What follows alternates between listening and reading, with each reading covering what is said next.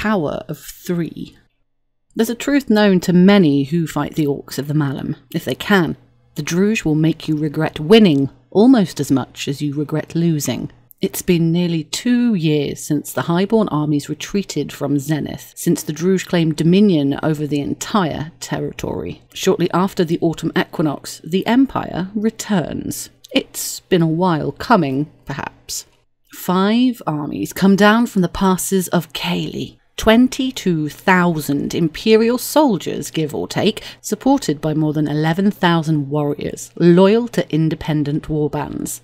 They are strengthened by the clear vision granted by day magic, by the bonds of autumn magic, and by the hosts of winter. 2,000 husks shamble beneath the banners of the Citadel Guard and the Iron Helms as they cross the border into Zenith. Perhaps it'll be enough.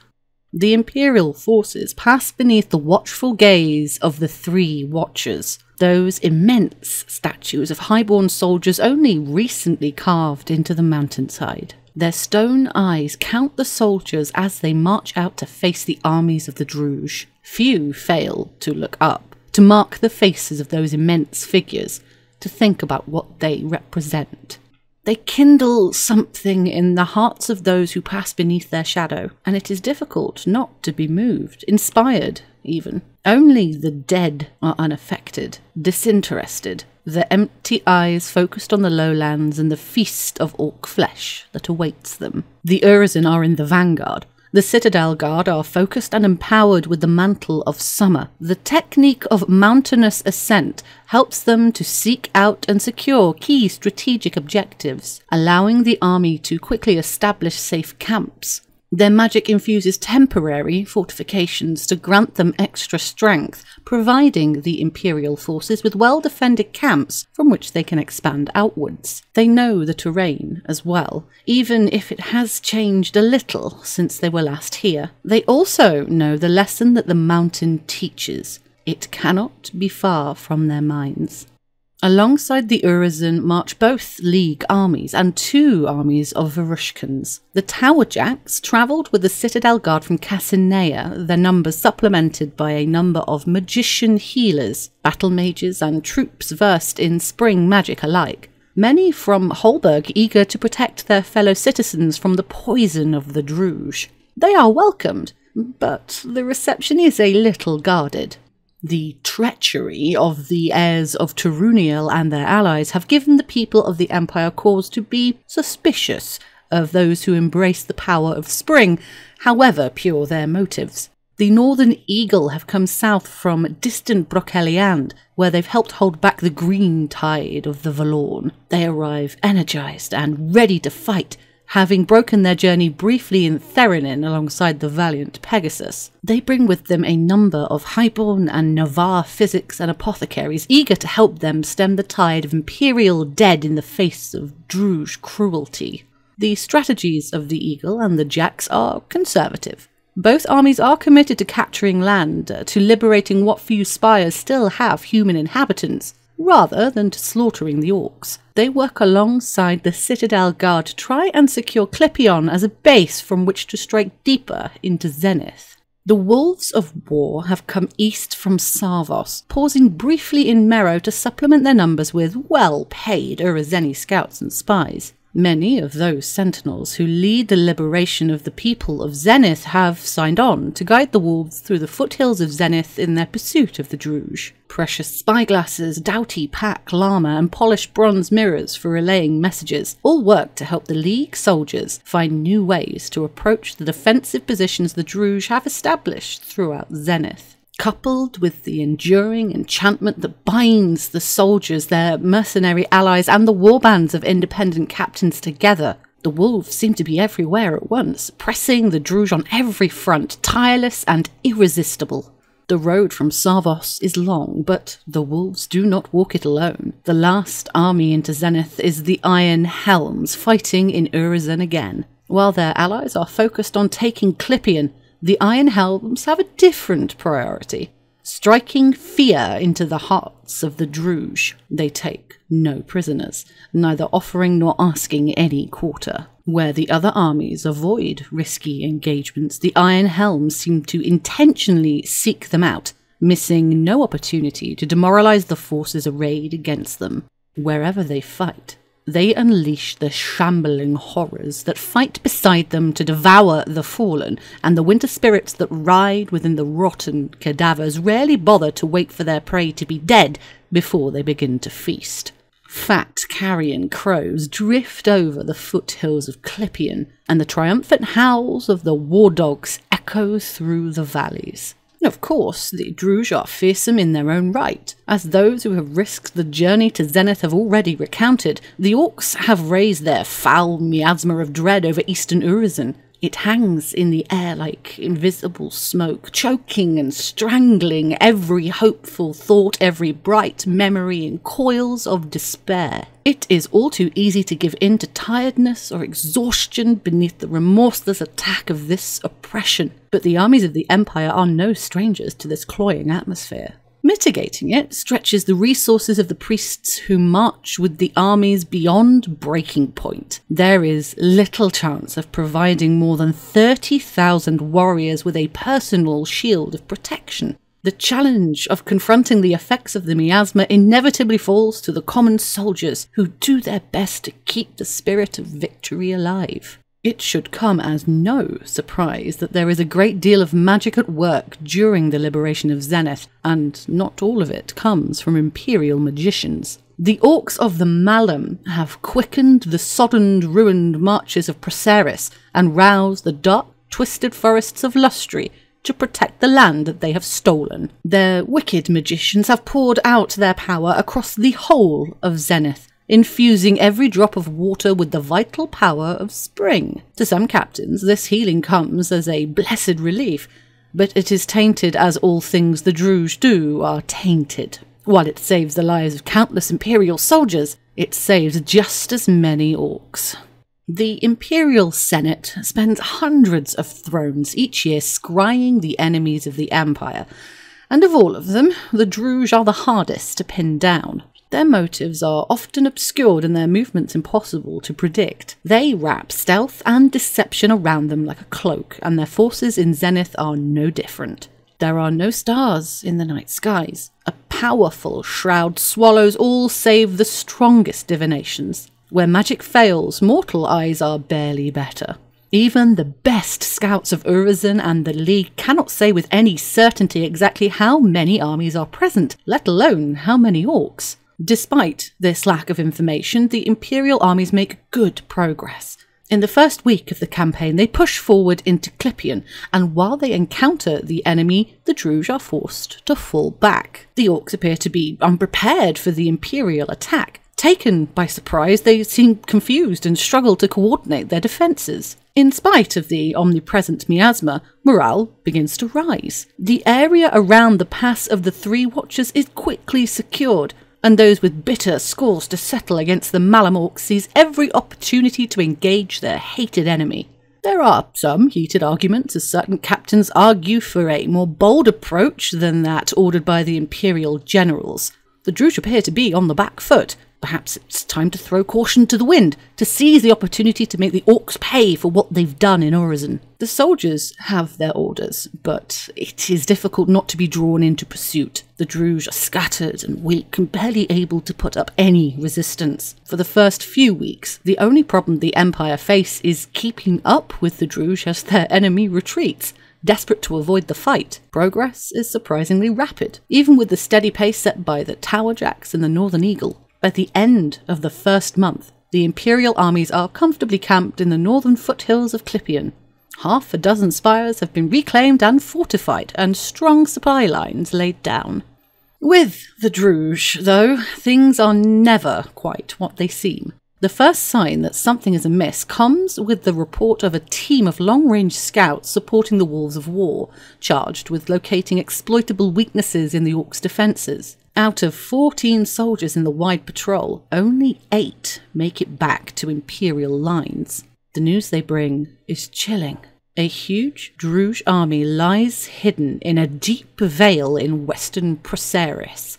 Thousands of fresh Druj troops holding off, clearly waiting for the signal to attack. positioned to crash into the rear of the Imperial advance, potentially cutting them off from the passes back into southern Morrow. In the wake of this intelligence, a keen-eyed captain in the Towerjacks notes that none of the far patrols sent east have returned at all, as if something in Eteri is simply swallowing them up. Combined with the news from Praeseris, within days of the scouts' return, perhaps realising that their ambush has failed, the Druge tactics suddenly and dramatically change. Their retreat slows, their strung-out lines quickly and efficiently reform, and they begin to fight in earnest. Where previously they had fallen back, now they stand firm, making the Empire pay for every inch of ground. A great wave of Orc warriors surges up out of the marshes of Praeseris and smashes against the eastern flank of the Imperial force. For well over a week, the Empire are forced to fight tooth and nail just to hold their new position and prevent the Druge from forcing them to retreat. At the end of that week, a second massive Druge force emerges from Eteri to attack the Empire on their right flank. Now, the full scale of the Druge treachery is revealed. Their plan was clearly to lure the Empire deep into Clipion while the forces in Praeseris and Eteri manoeuvred into position. With the weight of their numbers, they could have encircled the Imperial armies, cut their supply lines, and then butchered them at their leisure. A simple but effective strategy that might have cost the Empire dearly had they been more hasty with their assault. Were it not for those orders to avoid risk and preserve Imperial lives, it might well have worked. More aggressive orders could have easily seen the Imperial forces pushing too far forward too quickly, allowing the jaws of the Druge trap to close around them with disastrous consequences. There are obviously tens of thousands of Druge in Zenith, and it is almost impossible to identify them all. But it seems that 3 specific forces are spearheading the Orc defence of Zenith. The most prominent of these Orcs are the so-called White Lion, who present an implacable front against the Imperials. They seem adept at countering the probing attacks of the Wolves of War, and what they lack in mobility compared to the forces fighting under the standard of the Wolf, they more than make up for in disciplined viciousness. While the Wolves win several early victories, as the day draws on and the Druge numbers grow, the Orcs under the standards of the Ivory Ant blunt, and then ultimately counter the best efforts of the League soldiers. Wherever the Druge are engaged, they are supported by cunning bands of herbalists and healers who bear the banners of the Red Lizard. Their Tepil apothecaries do not face the Empire directly, but it seems they are always there rousing injured Orc soldiers and taking perverse enjoyment in tormenting any Imperial troops, especially Imperial Orcs, who fall into their clutches. Finally, there comes report after report of roving war bands under coiling serpent banners fighting a guerrilla war in the foothills of Clipion. They are adept at hunting scouts and skirmishers alike, launching stinging raids against Imperial baggage trains and supply columns, then melting back into the wilderness whenever the Empire tries to respond. More than once they managed to lure soldiers from the Iron Helms and the Wolves of War into traps, pulling them out of position down towards the stinking mire of Praeseris, and then launching overwhelming counterattacks against the vulnerable Imperials. Even with the traps sprung, the situation is dire. A hurried conclave of captains is called by the far-sighted strategists of the Guard and the enlightened Towerjacks, using information gathered by the Wolves and the Eagles. 2 nights of tense discussion and more heated arguments follow as they devise a new strategy. The blunt truth is that the Empire are outnumbered, and it is clear to everyone that their enemy has spent months preparing the ground for this assault. The question is, how to respond? The Druge offer one answer. An Imperial retreat is inevitable against these numbers, but the Druge attack ferociously, desperate to turn this into a full-scale rout. Taking advantage of the way their poisonous miasma seeps into the hearts of everyone present, they hope to break the Empire's spirits and shatter their armies. This time, it's their turn to be disappointed. The iron discipline of the Varushkans never wavers for a second, and every terror that the Druj mete out is returned in kind by the Iron Helms. The Towerjacks and the Wolves are similarly unmoved. Years of fighting the Druj in Holberg have left both well prepared for this war. Together, the four armies form a wall of steel that no Druj is permitted to cross. This unmoving fortitude in the face of overwhelming numbers gives the sentinels and the magicians of the Citadel Guard time to enact a plan of their own. Many of the spires of Clipion have already been freed, their populace rescued by the brave actions of Imperial champions earlier in the year. But there are still scores of opportunities to beard the Druj in their den. A Tempest Jade Mine liberated here, a slaving caravan destroyed and its human cargo freed there. Against impossible odds, the Guard attack far and wide. Some of the bands of soldiers even seek out targets in Ateri and Proceres, striking against more dangerous locations that the initial bands of liberators couldn't risk. All to get more people to safety. People and the occasional treasure of the Urizen people. A book here, a relic of the past untainted by the Druj there. One grim sergeant of the Iron Helms comments that between the heroes of the Empire and by the grace of Kayla, the Druj don't seem to have as many Urizen to stick on spikes as they used to. All the while, the four Imperial armies close the ranks around the Druj assault, fighting to keep them at bay.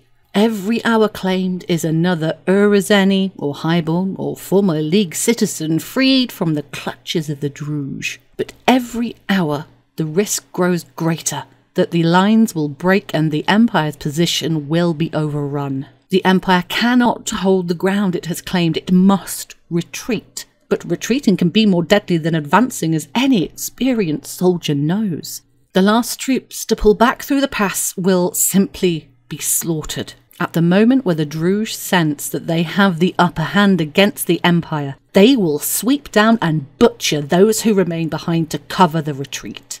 But the rout never comes. With measured steps, the Imperial armies maneuver back up the passes into Morrow. This is the most dangerous hour, the obvious moment to press the advantage. But at the very last, the Druj ferocity seems to falter. It is almost eerie in the end. Several Imperial forces are cut off from the armies, in danger of being surrounded or picked off as they withdraw northwards. It looks bad, but at the last moment, the Druj simply stop attacking. Scouts report desperate messengers running hither and yon among the main forces of the Orc troops. Attempts are made to intercept those messages, but they come to naught. But it's clear something is going on. It is as if everything is holding its breath. The Empire, the Druj, the mountains themselves. After 4 days of uncertainty, the Druj begin to move again, but the last Imperial troops have been able to take this opportunity to make it to safety. Something has happened. At the moment of their triumph, something has shattered the arrogance of the Druj. The news of Imperial successes in the Forest of Olnak reaches the forces fighting in the south several days after the last Imperial forces have quit Zenith. The last Imperial forces? Well, perhaps not quite. As the final soldiers of the Northern Eagle prepare to climb the pass back into Morrow, a battered and exhausted messenger stumbles into their camp. Albaya of Shiver's Reach brings news that her cadre of sentinels have managed to locate what they believe to be the central miasma pillars for the Clipion region, hidden in the southwestern hills. They've been built amidst the ruins of the halls of Lutum, a minor citadel built long, long ago to watch the borders with Redoubt and Spiral. If these pillars were to be destroyed, then any further attempts to seize Clipion would be made without the threat of the miasma. She has no idea how long it would take the Druj to re-establish their oppressive shroud over the hills, but there is speculation it might take as long as a year. It would be no particular help in dispelling the oppression that hangs over the rest of Zenith, but it would certainly make establishing a foothold easier.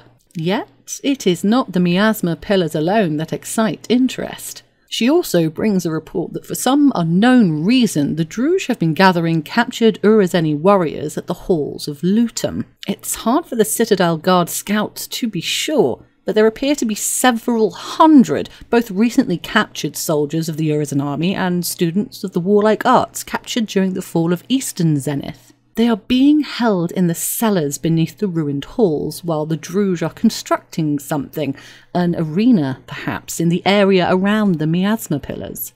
The Citadel Guard have been able to get a message to the prisoners, but their ability to communicate is limited. While the Druj have been forcing them to labour for them, they in turn have been studying the Druj and their miasma.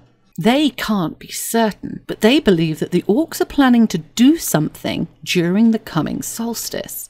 The Sentinels aren't prepared to take the chance and are planning to try to break free if they can, but any rebellion is almost certainly doomed. But they are going to try and escape. Those who do not fall to the Druj blades will most likely take the gift of Kayla. If their rebellion were aided, however, the Citadel Guard scouts would be in a position to help the rebels take the high passes through the mountains into Redoubt and to safety. From there, any survivors would likely be very keen to rejoin the Citadel Guard and seek out their own vengeance against the Druj.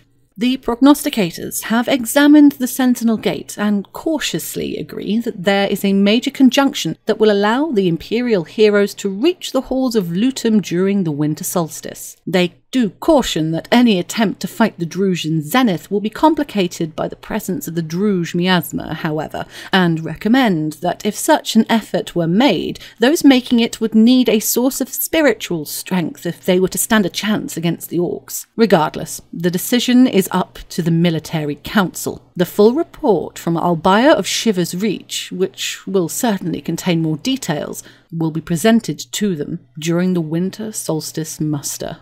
Game information. Zenith. A little over 1,500 Imperial troops were slain in the attempt to liberate Zenith, half as many as might have been lost if the Druj had not raised their spring magic protection over the territory. It's hard to guess how many Druj might have fallen, but as the Imperial strategy was more about capturing a beachhead than slaughtering the Druj, it's unlikely that the Orc death toll is higher. In the end, Imperial and Druj forces in Zenith were almost perfectly matched, but this meant that the Empire was unable to make any headway in their invasion. The armies that launched the attack have withdrawn tomorrow to regroup and resupply and consider their next action. The Iron Helms undertook the merciless assault order in Zenith. Every army in the territory is aware of this.